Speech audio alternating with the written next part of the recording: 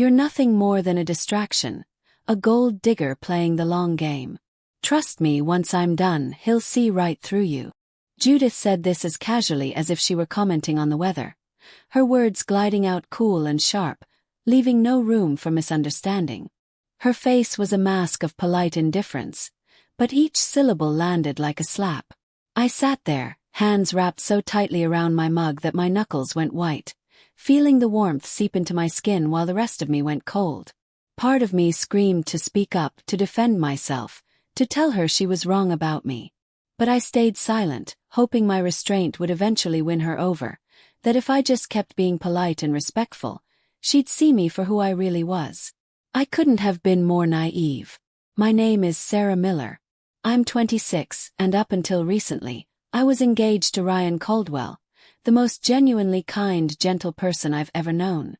Ryan came from a world so different from mine it sometimes felt like a fairy tale or, more often, a cautionary tale. His family owned half the city in real estate, their name plastered on buildings and whispered at high society parties. Someday all of that would be his, but to me none of that ever really mattered. I was raised in a small, cheerful house by parents who taught me that love and loyalty were worth more than anything money could buy. I put myself through college, working nights and weekends, and now I teach preschool, which is chaotic and joyful and pays just enough to get by. Ryan always said he loved me not for what I had, but for who I was. With him, I felt seen for the first time in my life, cherished for the things that really mattered. Judith, Ryan's mother, never once tried to hide her contempt for me. From our first meeting, she treated me like a threat, her eyes scanning me up and down as if weighing my worth and finding me lacking.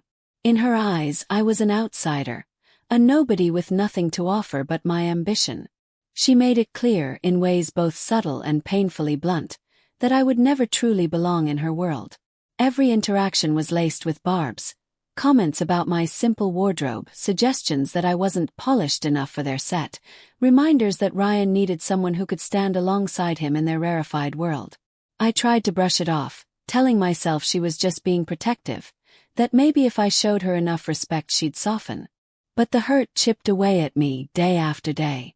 What made it worse was that Ryan never saw this side of her.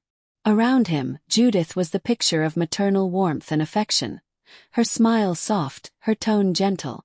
She saved her real opinions for moments when he was out of earshot, a glare here, a clipped word there, always just enough to keep me on edge.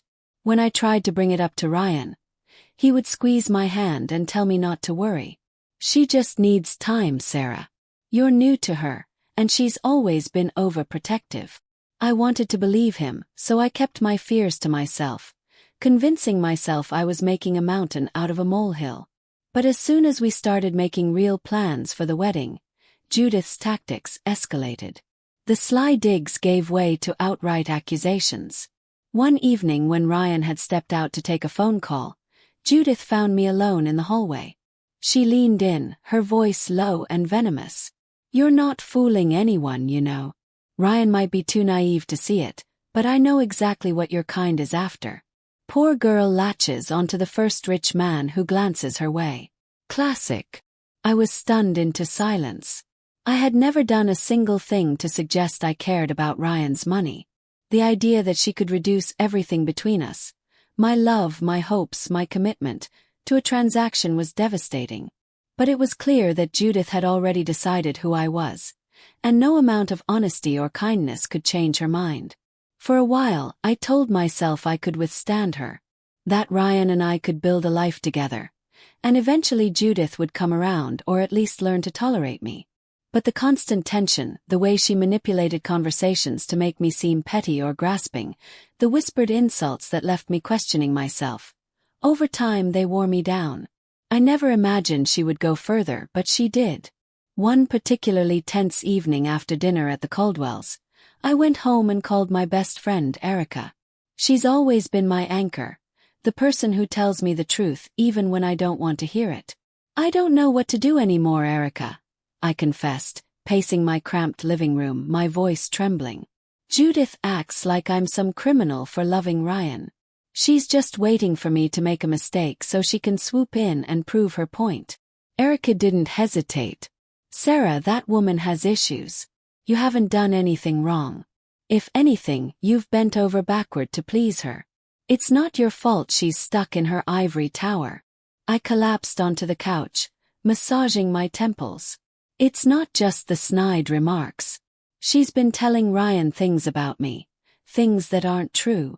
She twists my words, makes up stories about things I said or did. I feel like I'm fighting a losing battle. I love him, but how do you fight a war you can't even see coming? Have you told Ryan the whole truth? Erica asked gently. I hesitated. Not really. I've tried, but he always tells me I'm overreacting or that she just needs time. He doesn't see how she treats me when he's not around. Erica's voice softened, but there was an urgency to it. Sarah, you have to tell him everything. He loves you and he needs to know what his mother is really like. You can't do this alone.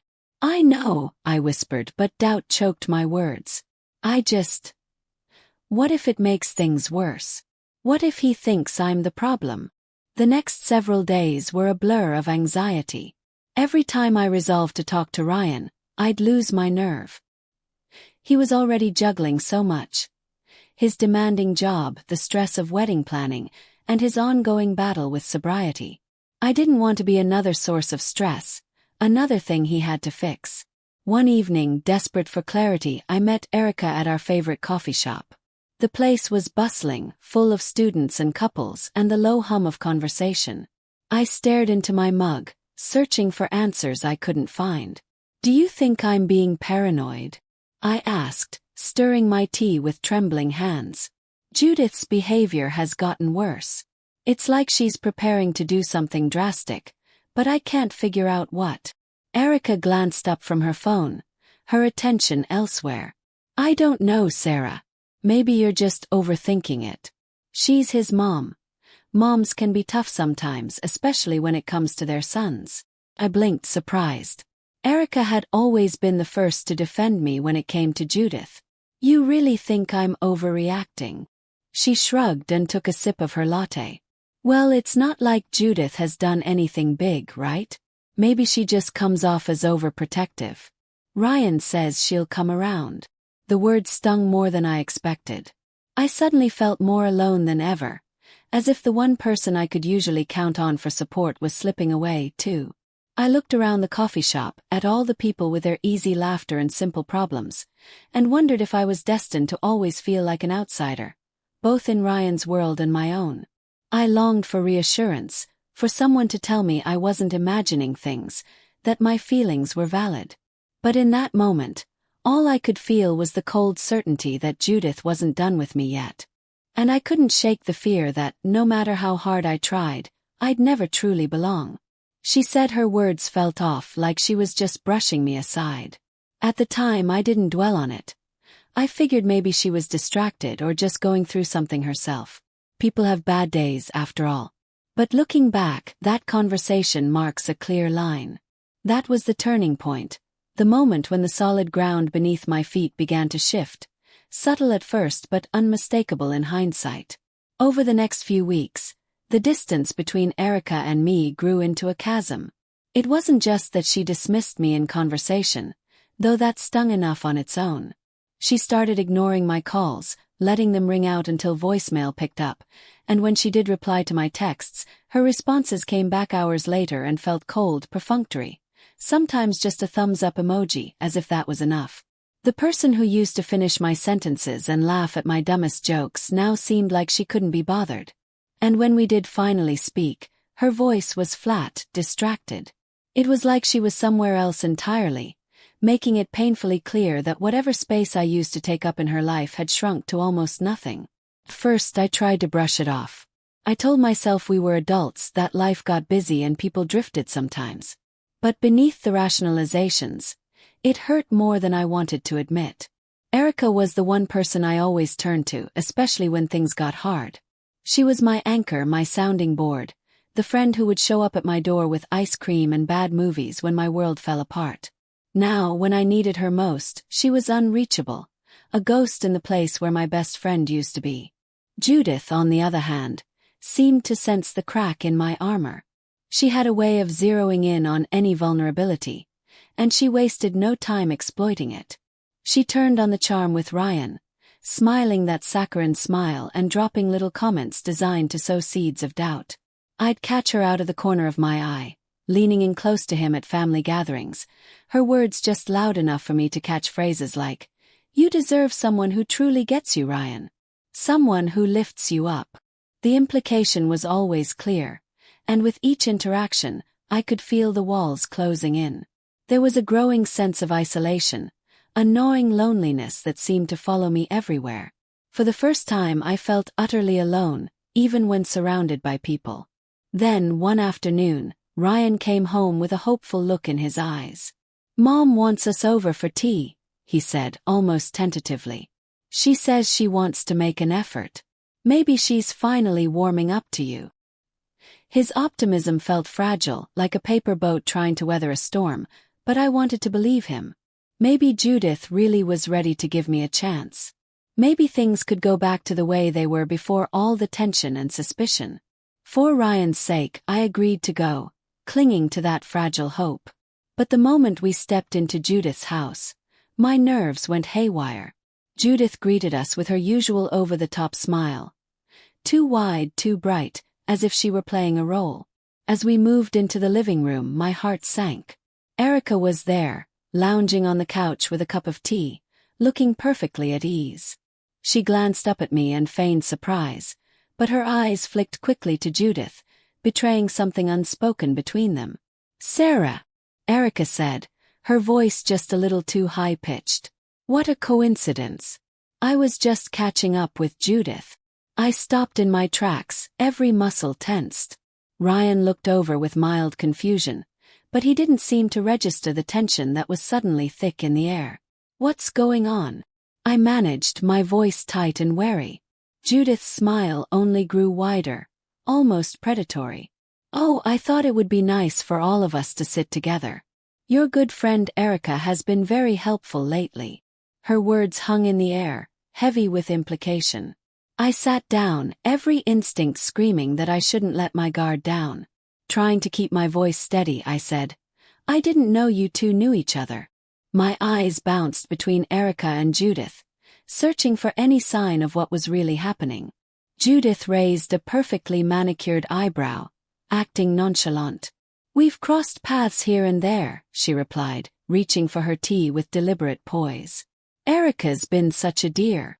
It's always comforting to have someone around who genuinely cares about Ryan." Her words twisted inside me, a slow burn of dread and suspicion. I turned to Erica, hoping for some kind of reassurance, but she avoided my gaze, her shoulders hunched as she gave a weak shrug.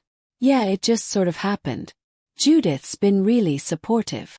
She sounded almost apologetic, but there was an undercurrent of resignation in her tone. Supportive of what? The whole scene felt orchestrated, and my mind raced with possibilities. Yet Ryan seemed oblivious, sipping his tea as if nothing unusual was happening. Judith set her cup down with a soft clink, her movements meticulous. She leaned back in her chair, her gaze flicking to Erica. "Well," she said, her tone light but carrying an unmistakable edge, "since we're all here, I think it's time we address something important. Erica, dear, why don't you tell Ryan what you told me?" A chill ran through me, panic rising in my chest. "What are you talking about?" I asked, my voice barely more than a whisper. My eyes darted between Erica and Judith, searching for answers. Erica stared down at her cup, fidgeting with the handle as if it might save her. After a long, tense moment, she finally looked at Ryan, her face suddenly grave. "Ryan, I didn't want to say anything, but I can't keep this to myself anymore." She glanced at Judith, who gave her a subtle nod of encouragement, and then she said it, words that shattered the already fragile peace. "I saw Sarah with another guy." The room seemed to implode, every sound sucked away except for the wild hammering of my heart. "What?" My voice came out thin and shaky. "Erica, what are you saying? That's not true."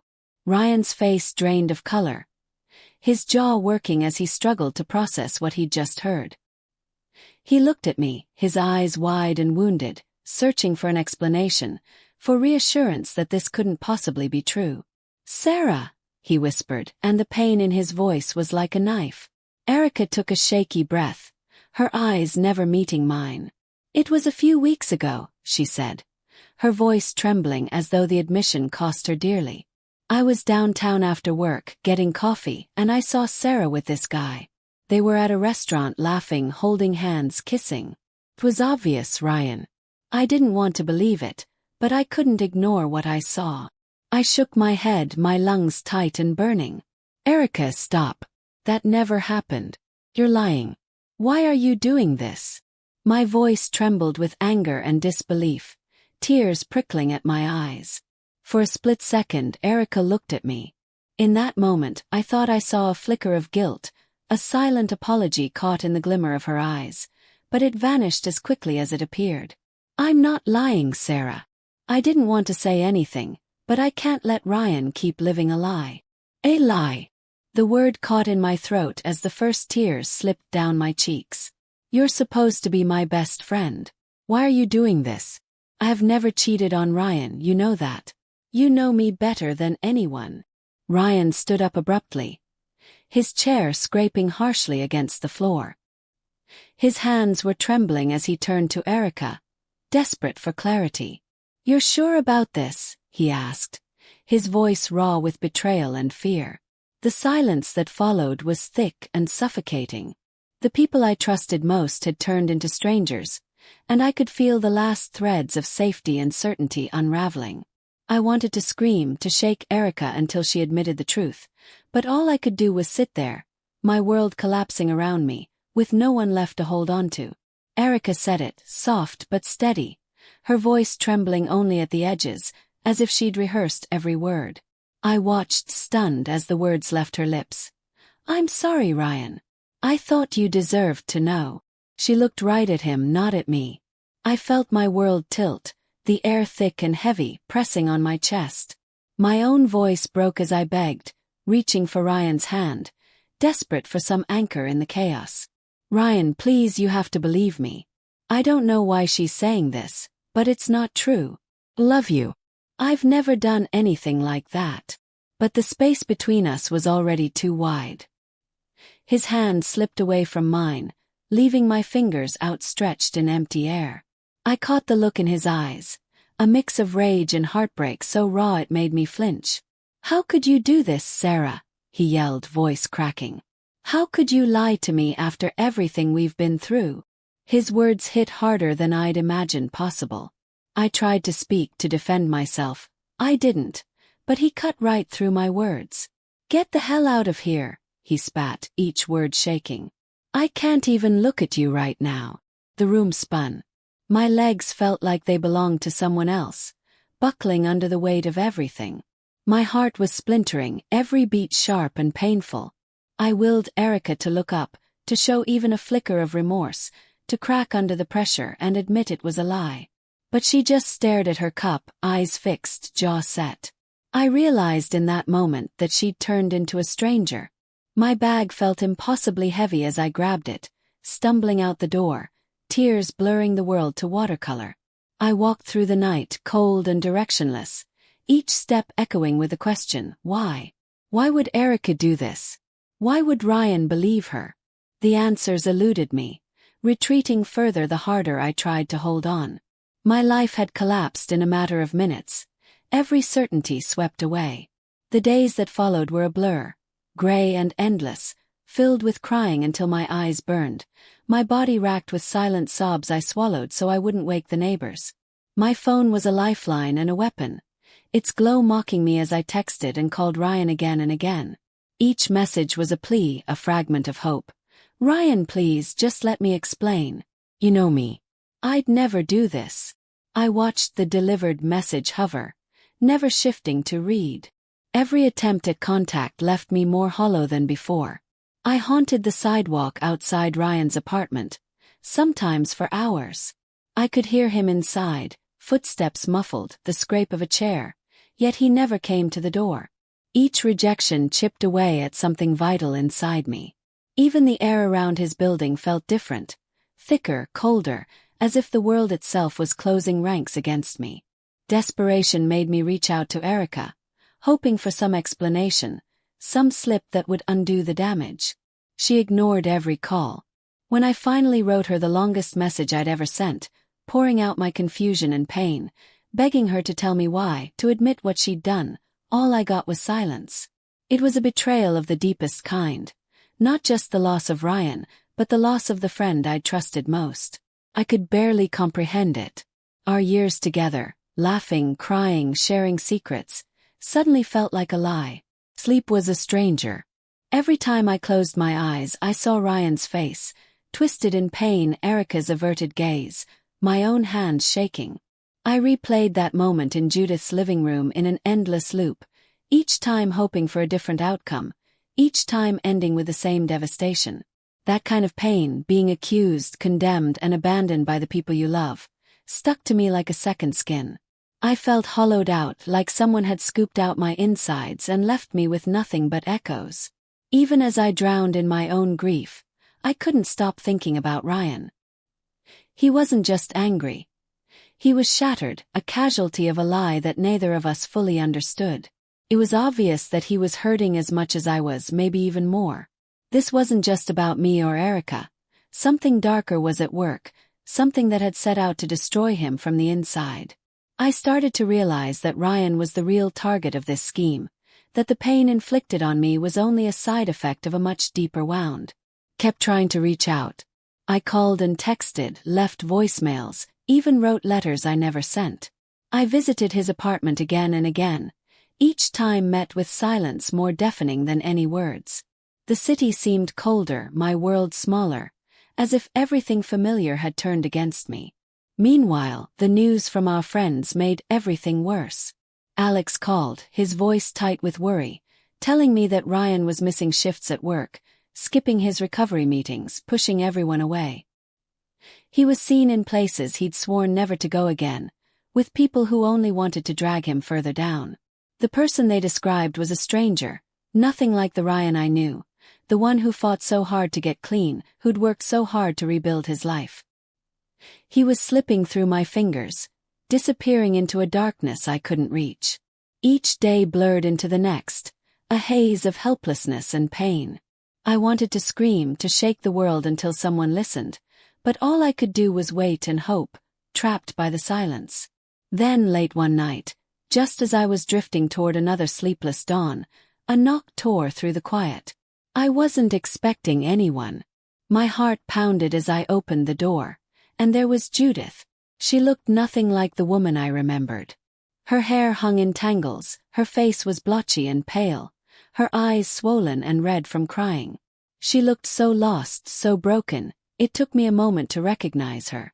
"Sarah," she whispered, her voice raw. "Please. I need your help." I stood frozen, shock and anger warring inside me. "Judith," I said, my voice brittle. "Why are you here?" She didn't answer right away. She stepped inside without waiting, her hands twisting together, barely holding herself together. She looked like she was about to shatter. "It's Ryan," she choked out finally, tears spilling down her cheeks. He's falling apart. He's using again and I don't know what to do." A bitter laugh escaped me. "What do you want me to do about it, Judith?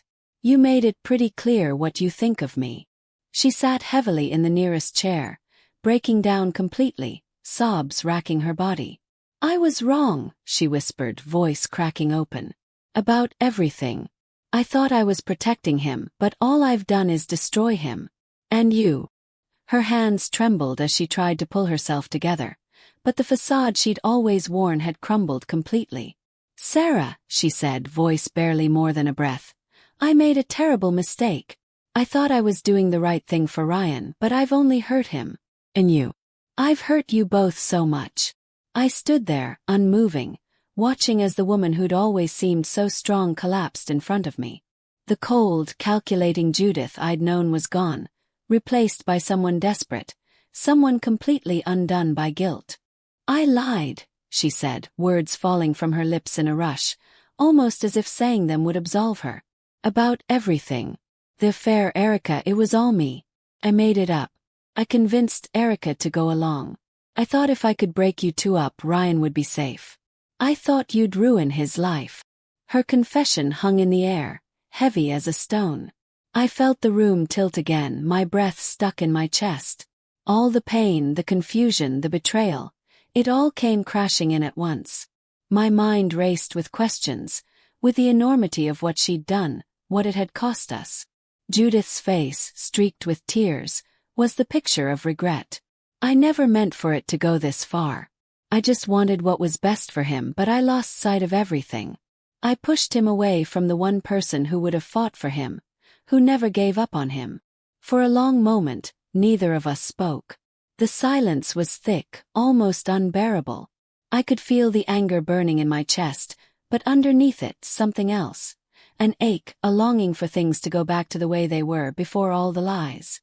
As Judith sat there, broken and pleading, I realized forgiveness would not come easily, maybe not ever. But Ryan, he was out there somewhere, lost and hurting, and maybe, just maybe, he needed me. That thought cut through the pain, lighting a small, stubborn hope. Everything had changed. The truth was out now, raw and ugly, and nothing could undo what had been done. But maybe if I could find Ryan, if I could make him see the truth, there might still be a chance to put our shattered lives back together. You lied, I said, my voice trembling so hard it felt like it might crack in half. You paid Erica to say those things. Judith nodded, her sobs rising until they filled the room. Yes, paid her. $100,000. I told her to tell Ryan you were cheating. I thought if he believed it, he'd end things with you, and he'd find someone I approved of. Her voice shattered, every word heavy and raw. But I was wrong, Sarah. So wrong. You've always been good for him, and I was too blinded by my own fears to see it. Rage surged through me, searing and bright. I shook my head, unable to keep my voice steady. You didn't just hurt me, Judith. You broke him. You see what he's become because of all this. He's back on drugs. He's lost himself. He's suffering because of your lies and your manipulations. Judith's sobs became uncontrollable, her body shaking as she buried her face in her hands. I know, she choked out, her voice muffled. I know what I've done. Can't take it back. But Sarah, please. Please, you have to help him. He listens to you like he never listened to anyone. He loves you, Sarah. You're the only one who can reach him now. The only one who can save him. I stared at her, torn between the fury burning in my chest and the love I still carried for Ryan. Judith looked up at me, her face streaked with tears, desperation etched in every line and wrinkle. I'll do anything, Sarah. I'll tell him the truth. I'll admit everything. Just, please don't give up on him. He needs you more than ever. I stood frozen, my hands clenched into fists at my sides. This woman, Judith, the one who had spent months poisoning Ryan's mind against me, tearing apart what we had, casting shadows over every joy, was now crumpled on my couch, begging for help. Her words circled in my mind, echoing off the parts of me that still hurt, but some stubborn part of me didn't want to believe her, didn't want to give her the satisfaction of my forgiveness. Judith reached out, her fingers trembling, as if trying to grasp the distance between us. Sarah, please, she whispered, her voice splintered by regret. He calls for you, even when he's completely broken. You were the reason he got clean in the first place. You're his hope. Without you, he's falling apart. I'll do anything to fix what I've done. Anything. I sucked in a shaky breath, trying to drown out the storm inside me. Judith's words clung to the air, heavy with the weight of everything we'd lost. As much as I wanted to walk away, to leave her with her guilt and grief, I couldn't. Not when Ryan was still out there, lost and hurting. I'll help, I said, my voice quiet but clear, every word costing me more than I wanted to admit. Judith's face lit up with hope, but I stopped her with a raised hand. But I'm not doing this for you, Judith. I'm doing it for Ryan. I love him. I always have. But what you did, that's something I'll never forgive. Not completely. She nodded, her face crumpling as she tried to hold herself together. I know, Sarah. I don't expect your forgiveness. I'll do everything I can to make it right. I'll tell him everything. Just please help me bring him back. He's my son, but he's also your heart. You're the only one who can reach him." My heart felt like it was splitting all over again, the pain raw and immediate. "I'll talk to him," I said at last, my voice firmer. "But this isn't something you just undo. It's going to take time and work, and I don't know if he'll ever be the same. Or if I will." Judith wiped her face, nodding desperately. "Thank you," she whispered, her voice so faint it was almost lost. "Thank you, Sarah. I'll never forget it." When she left, I stood in the middle of the room, the silence pressing in on me. It was as if the air itself was thick with everything that had happened, every word spoken and every secret revealed. I felt dread and hope tangling inside me, twisting tighter with every heartbeat. I didn't know how Ryan would react, if he'd even let me in, or if the pieces of us could ever fit together again. All I knew was that I couldn't let him drown in the aftermath of Judith's lies. Not while there was still something left to fight for. The next day, Judith came for me, her face pale and lined with sleeplessness. We drove in almost total silence to Ryan's apartment, the air between us thick with anxiety and unspoken fears. Judith gripped the steering wheel so hard her knuckles were bone white. Her jaw clenched like she was holding back another round of tears. My stomach was twisted into knots, my mind racing with every possible outcome, every word I might say or regret. When we arrived, Judith hesitated at Ryan's door, her hand hovering before she finally knocked. The sound was tentative, uncertain. For a moment, there was nothing but silence. I wondered if he would answer at all, or if we'd find only emptiness on the other side. Then the lock turned and the door creaked open. Ryan stood before us, a shadow of the man I loved. His eyes were bloodshot and hollow, his skin ashen. He looked like he hadn't slept in days, lost in a fog of pain and confusion. The sight of him broke something inside me that I hadn't realized was still intact. His gaze flicked from me to Judith, and his face hardened, a wall slamming down. "What do you want?" he snapped, his voice rough and defensive. "I'm done with the both of you and your bullshit." Judith flinched, clutching her bag to her chest like a shield. "Ryan," she said, her voice barely more than a whisper, "that's why I'm here. I have to tell you something. The truth." He glared at her, his jaw working. "What are you talking about?" Judith stepped forward, her whole body shaking. "I lied, Ryan. About Sarah cheating. I made it up. I paid Erica to tell you those things. I thought it was for your own good, that I was protecting you from being hurt. But all I did was hurt you more. I see that now. I was wrong, so wrong." Ryan's face twisted in disbelief and anger. He let his arms fall to his sides, his fists clenching. "You paid Erica." His voice rose, raw with betrayal. "You lied about Sarah. Why the hell would you do that to me? To us?" Judith's composure crumbled. She covered her face, sobbing uncontrollably. "I thought she wasn't right for you. I thought I was helping. But all I did was destroy you. I'm so sorry, Ryan. Please, I'm begging you. Forgive me. I'll do anything to make it right. Just let me fix what I broke." Ryan stepped back, shaking his head in disbelief, like he was trying to wake from a nightmare. His eyes darted to me, searching for something. Answers, reassurance, hope. He looked lost, like a man who had been wandering in the dark for so long he'd forgotten what light even felt like. For a long moment no one spoke. The air was thick with everything unspoken, everything broken between us. I wanted to reach out to him, to tell him it wasn't his fault, that we could find our way back. But I didn't know if I could promise that. I didn't know if either of us were strong enough to get through this. But I knew, looking at him, that I had to try. Because love, even when it's shattered, is still love. And Ryan was still worth saving. Ryan looked at me, his eyes swimming with guilt and unshed pain. "Sarah, is this true?" he whispered, his voice trembling, barely more than a fragile thread holding back all his emotion. I nodded, feeling my own tears building, blurring the world around me. "It's true, Ryan. I tried so many times to tell you, but you wouldn't listen. You couldn't let yourself believe it." He stared at me, searching my face as if hoping to spot some sign of dishonesty, some reason to keep his walls up. For one brief moment, I caught a glimpse of the man I fell in love with, a spark of hope in his eyes, a vulnerability I hadn't seen in so long. His lips quivered, and then, with trembling bravery, he offered me the tiniest, most fragile smile. "You were telling the truth," he managed, his voice choking on the words.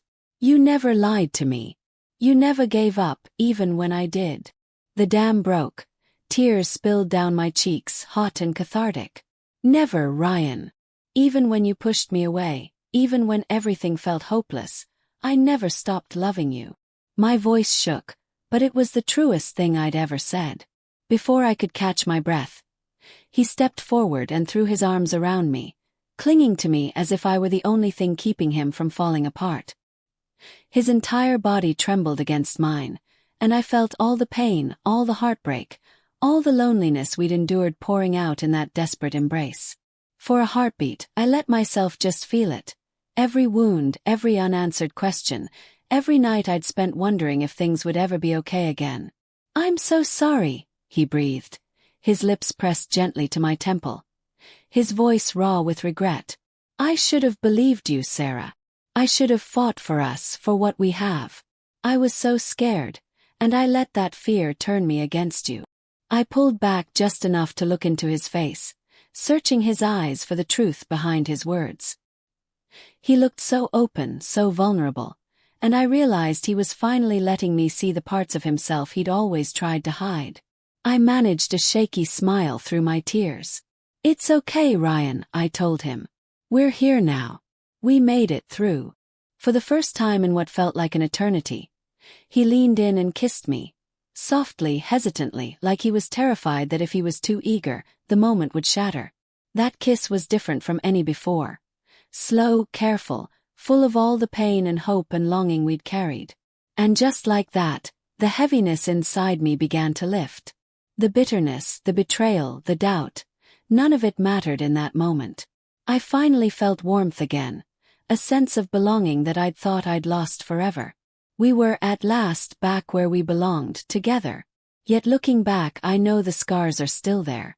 The hurt, the betrayals, the lies, they've left their mark on me, on us. There were nights I couldn't sleep, nights I lay awake replaying every conversation, every moment of doubt, every time I wondered how I could have been so blind.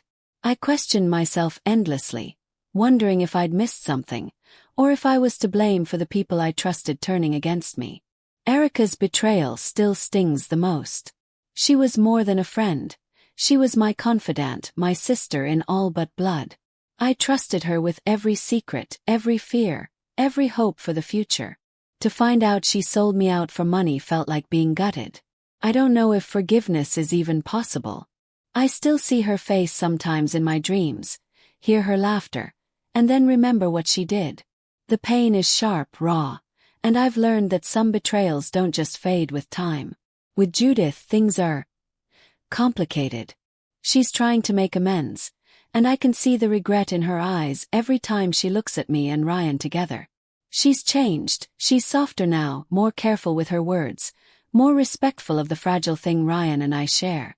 I think she finally understands how much we mean to each other, and how her actions nearly tore us apart for good. Trust, though, is different. It's not something you can rebuild overnight. I don't hate her anymore. I can't.